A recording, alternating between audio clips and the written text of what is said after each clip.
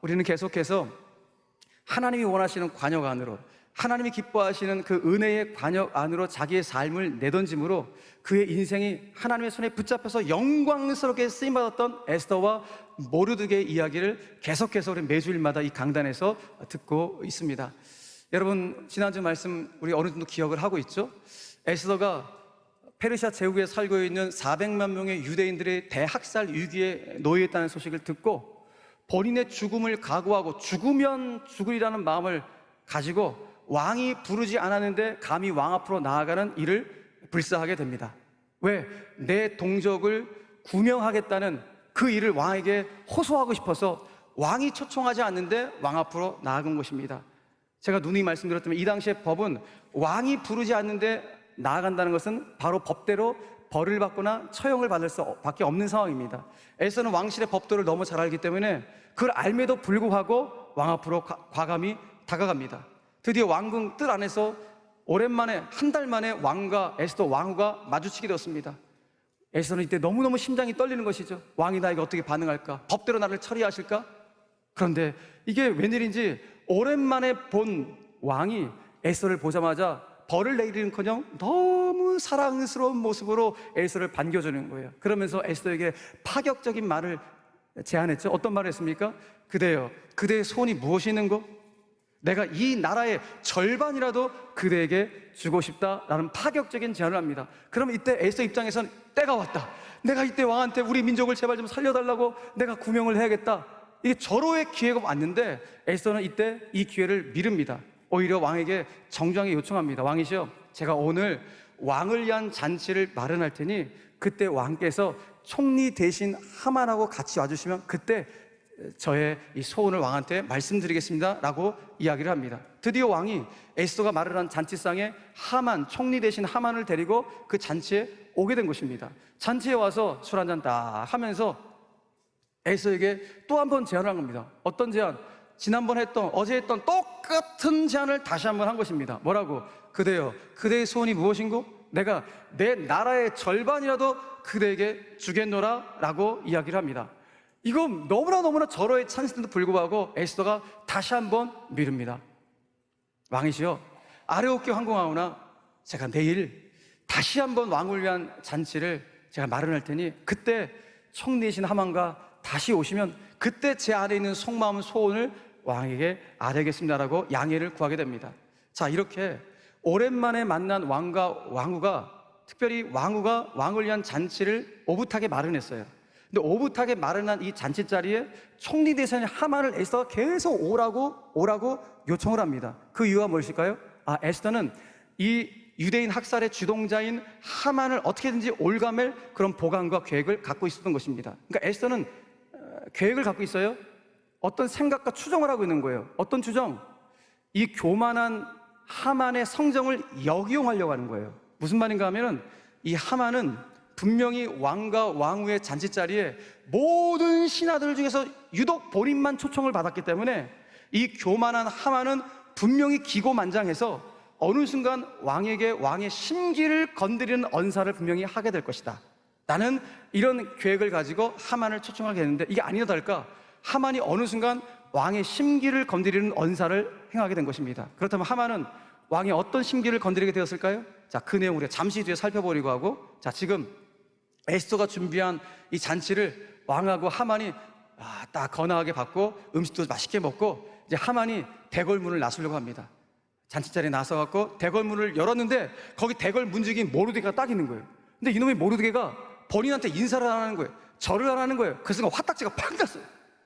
그런데 방금 전에 왕과 왕후와 그 격조 높은 그 식사를 하고 나니까 너무 행복해갖고 꾹 참고 집으로 돌아갔습니다. 집으로 돌아가서 오늘 있었던 그 왕과 왕후의 식사 자리를 아내하고 자기 측근들 가운데 자랑질을 막 하는 거예요. 내가 이런 일이 있었다 막 이야기합니다.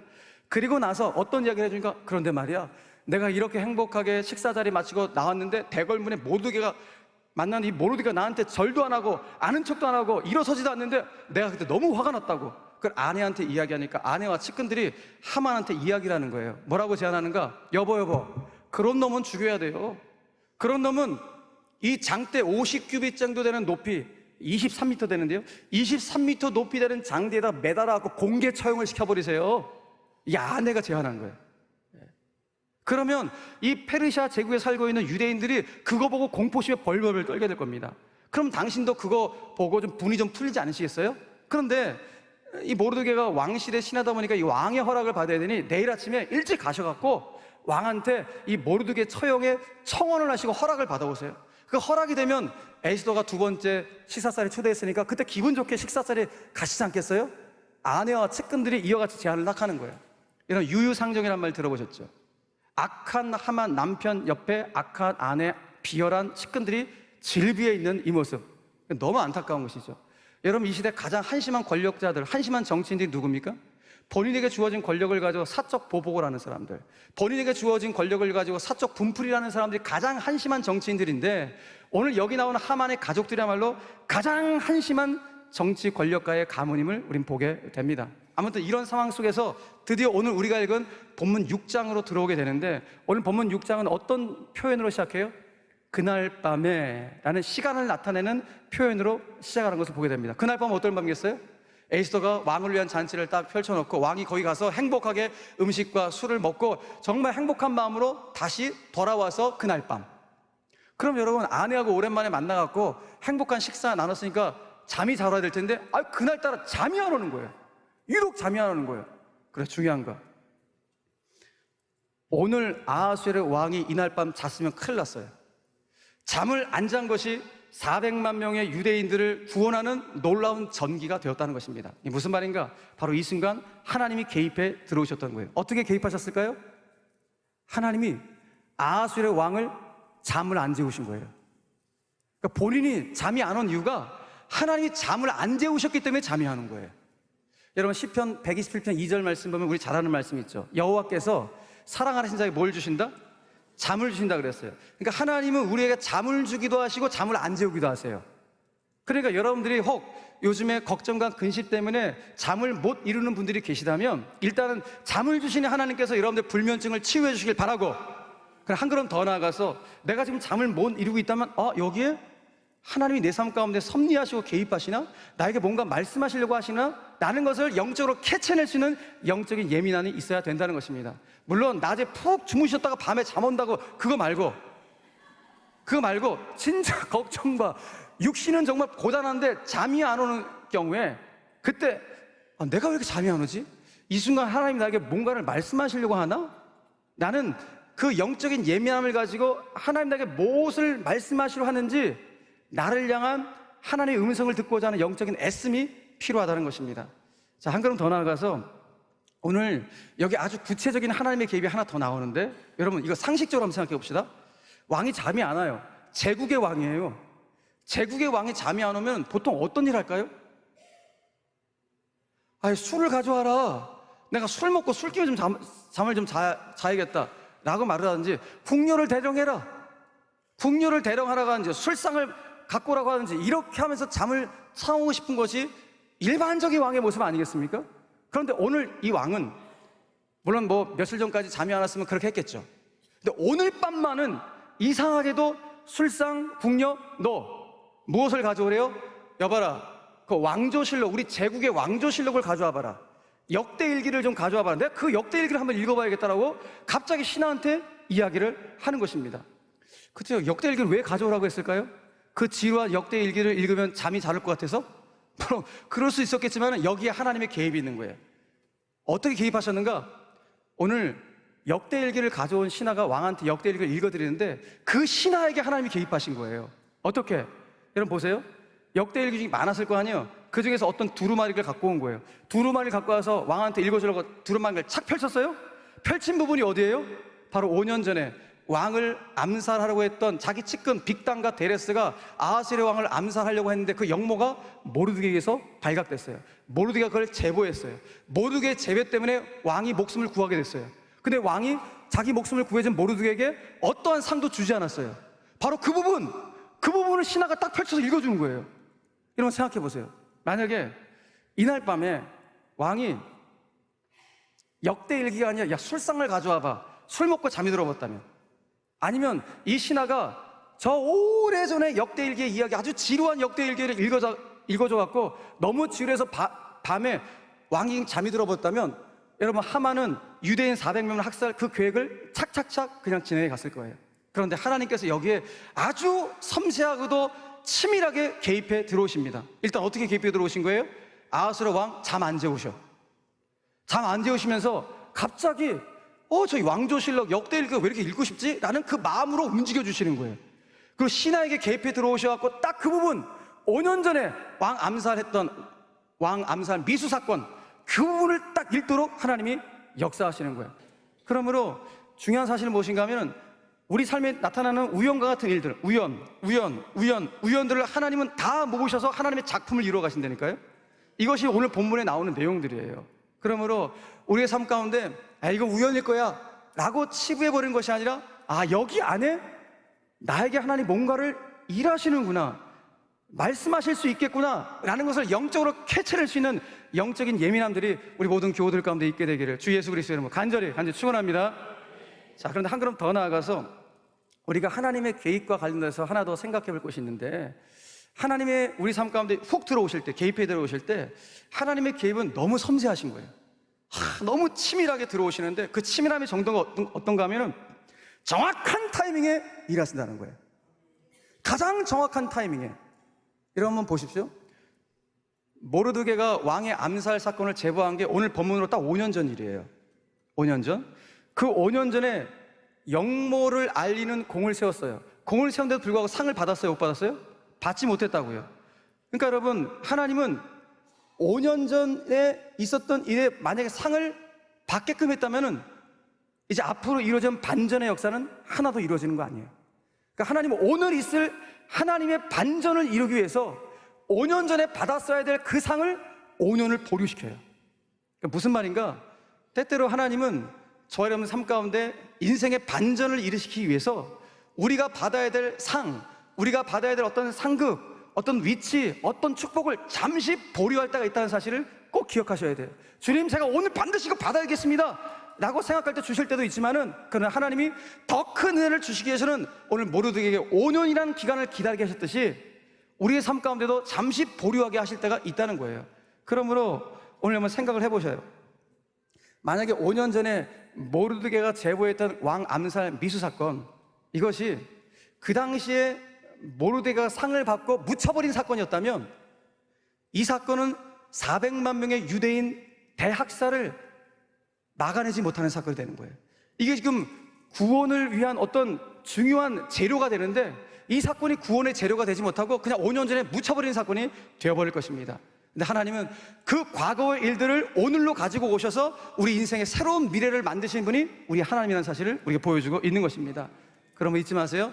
하나님, 내 인생에 때때로 최고의 반전을 이루기 위해서라면 내가 그 순간 받으면 더 좋겠지만, 그 순간을 기다리게 하셔서 잠시 보류하셔서 더 큰 은혜를 주신 것이 하나님의 일하심의 방법이라는 사실을 여러분 믿을 수 있는 우리 모두가 되기를 간절히 바랍니다.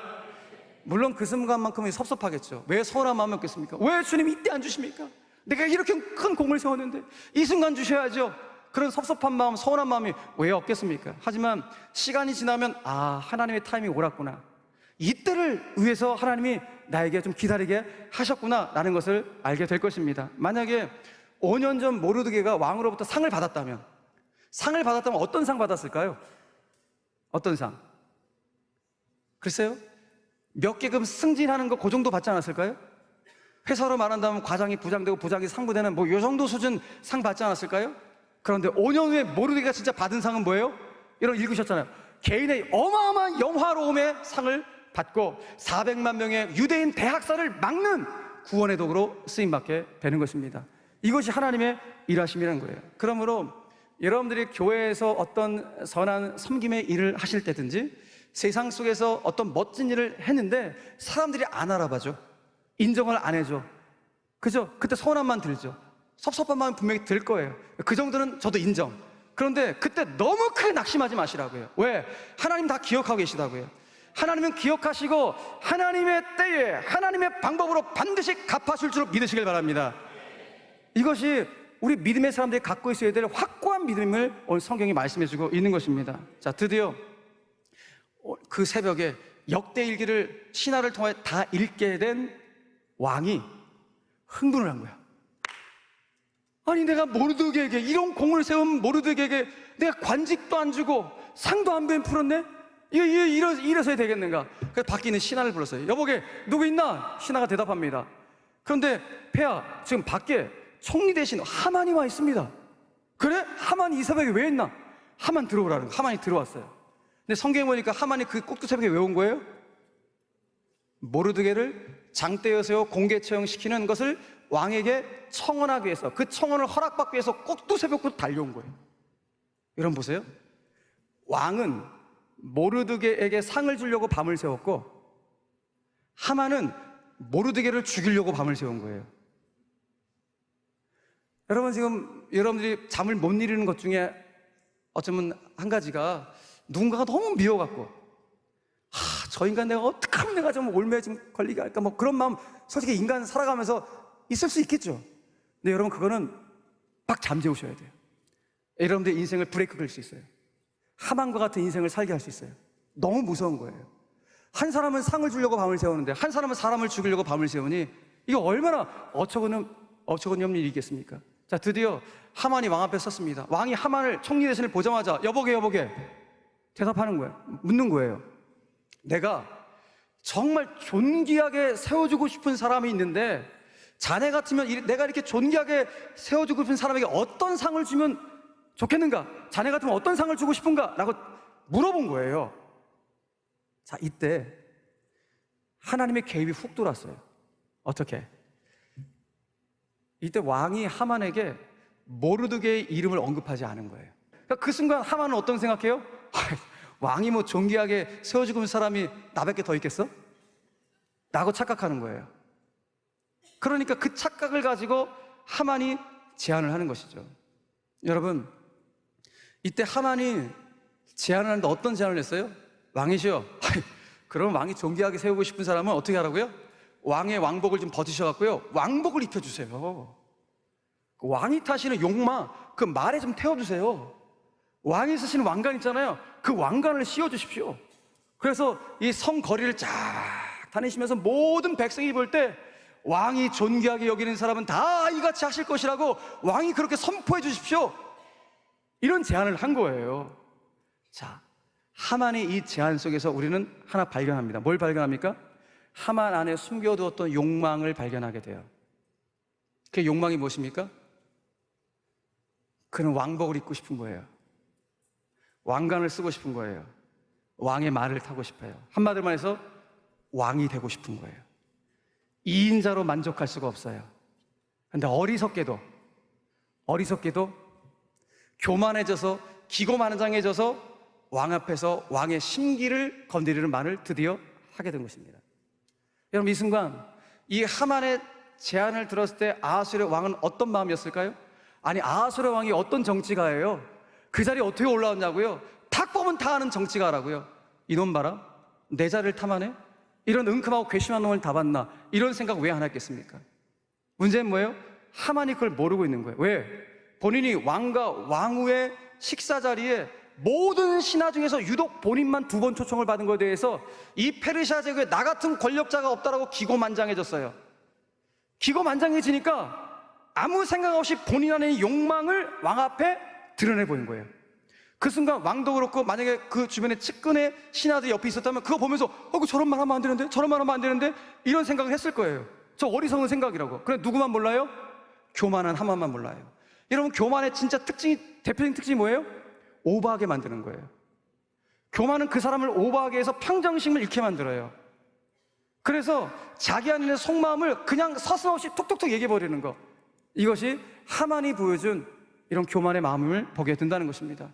여러분, 우리 인생길 걸어가다가 그 위기가 찾아올 때 잘 지켜오던 평정심도 느닷없이 찾아온 위기 때문에 흔들거릴 때가 분명히 있습니다. 또 어떤 때 흔들립니까? 오늘 하만처럼 갑작스럽게 성공을 하거나 벼락출세를 해서 교만이 들어와서 평정심을 잃어버리거나 그때 오바해서 위기를 자초하는 케이스도 얼마나 많은지 모릅니다. 그래서 성경은 오늘 저와 여러분들 가운데 이 땅을 살아가면서 이 삶의 지혜를 반드시 붙잡고 무장하며 살아야 된다고 말씀하는 거예요. 그래서 이 세 말씀을 반드시 오늘 신비 가운데 세우게 하셔야 돼요. 이게 진짜 삶의 지혜. 첫 번째, 잠언 16장 18절 선포합니다. 시작. 교만은 패망의 선봉이요 거만한 마음은 넘어짐의 앞잡이니라. 할렐루야. 최고의 삶의 지혜. 예수님도 말씀하십니다. 마태복음 23장 말씀 다 같이 시작. 누구든지 자기를 높이는 자는 낮아지고 누구든지 자기를 낮추는 자는 높아지리라. 아멘. 야고보 사도도 말씀합니다. 다 같이 시작. 하나님이 교만한 자를 물리치시고 겸손한 자에게 은혜를 주신다 하였느니라. 아멘. 바로 이것이 삶의 최고의 지혜라는 것이죠. 우리 살아가는 제1의 모든 성도들은 삶의 걸음걸음 속에서 겸손한 자에게 주시는 하나님의 은혜를 부여잡고 사실 수 있기를 주의 이름으로 간절히 축원합니다. 하나님은 교만한 자를 대적하시고 겸손한 자에게 은혜를 베풀어 준다고 말씀하시니 하나님 제 삶 가운데 평정심 잃지 않게 하시고 괜히 오바해갖고 평정심 잃어버리는 어리석은 자가 되지 않게 하시고 정말 겸손하게 사람을 대하고 겸손하게 맡겨진 사명을 감당하게 될 때 제가 드러나는 것이 아니라 하나님이 드러날 수 있는, 하나님께 영광 올려드릴 수 있는 그와 같은 멋진 인생 살아갈 수 있도록 붙잡아달라고 그렇게 기도하며 살아갈 수 있는 우리 모두가 되기를 주 예수 그리스도 이름으로 간절히 축원합니다. 축원합니다. 이제 다 왔습니다. 마지막. 자, 이제 드디어 하만이 제안한 그 제안서대로 왕이 그래? 내가 그렇게 해야겠다라고 이야기합니다. 하만은 그 상을 본인이 받을 줄로 알았지만 왕은 그 모든 상을 모르드게에게 줍니다. 그래서 하만은 모르드게를 그 용마에 태우고 왕복을 입히고 왕관을 씌워서 본인이 말을 끌고 하만이 가게 됩니다. 모르드게의 시종 노릇을 하게 된 것입니다. 그야말로 통쾌한 반전이 일어났습니다. 무엇 때문입니까? 하나님의 개입과 하나님의 역사하심 때문이었습니다. 여러분 그렇습니다. 우리 하나님이 한번 일하기 시작하시면, 우리 하나님이 한번 움직이기 시작하시면 진짜 기가 막히게 움직이시는 거예요. 그 속도가 너무 빨라요. 우리가 오늘 6장에서 뒷부분은 읽지 않았지만 10절, 12절, 14절에 나오는 눈여겨봐야 될 단어가 있어요. 10절에서 속히, 12절에서 급히, 14절에서 빨리라는 단어가 나와요. 속히, 급히, 빨리. 그러니까 하나님께서 하만을 몰락시키는데 이렇게 빨리 몰락시키는 거예요. 거꾸로 말하면 하나님이 우리를 위해 일하실 때도 한번 일하기를 시작하시면 그때부터 속히, 급히, 빨리 하나님이 일하신다는 거예요.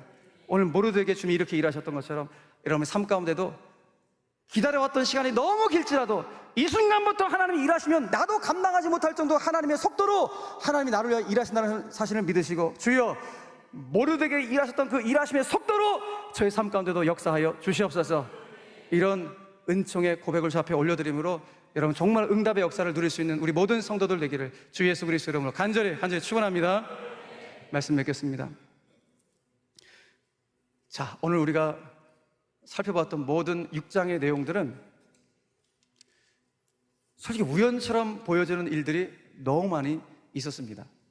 근데 우리는 애써서 말씀 안에 하나님이 구체적으로 세밀하게 역사하고 있다는 사실을 알기 때문에 하나님의 일하심으로 우리는 믿고 있는 것이죠. 근데 그게 사실이기도 하고, 근데 세상 사람들 보면은 이거 다 우연 아니야? 라고 생각한다는 것입니다. 그런데 성경은 분명히 말씀합니다. 이거 우연이 아니라 하나님의 구체적인 일하심이라고 말씀하고 있다는 것입니다. 제가 방금 전에 말씀드렸던 것처럼 하나님은 우리가 생각하는 우연이라고 생각하는 일들 하나 다 모으셔서 하나님의 작품을 만들어 가신다니까요.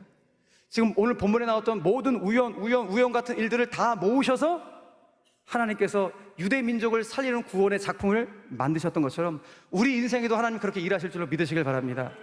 보세요 여러분, 5년 전에 있었던 영모의 사건, 그 묻혀 있을 줄 알았는데 그 과거에 있었던 과거의 일을 현재로 가지고 오셔서 우리의 삶의 미래를 새롭게 만드시는 것이 하나님의 일하신 줄 믿으시길 바랍니다. 그러면 여러분들 과거에 있었던 일들도 여러분 때로는 하나님께서 사용하시는 거예요. 그걸 가지고 오셔서 오늘 내 삶의 새로운 미래를 향하여 한 걸음 나아갈 수 있도록 역사하시는 것이 나를 향한 하나님의 일하심이라는 사실을 한순간도 잊지 않고, 그렇기 때문에 우리가 정말로 붙잡고 있어야 될 신앙의 중심이 무엇인가? 하나님이 이렇게도 우리를 끝까지 사랑하시고 우리를 붙잡고 가시듯이 우리들도 주님을 향한 끝까지 신뢰, 끝까지 기대, 끝까지 기다림이 우리 가운데 있어야 되는 것입니다. 할렐루야. 오늘 모르드게와 에스더에게 베푸셨던 하나님의 반전의 역사가 우리 모든 성도들 가운데도 동일하게 나타나게 되기를 주 예수 그리스도 이름으로 간절히 축원합니다. 축원합니다.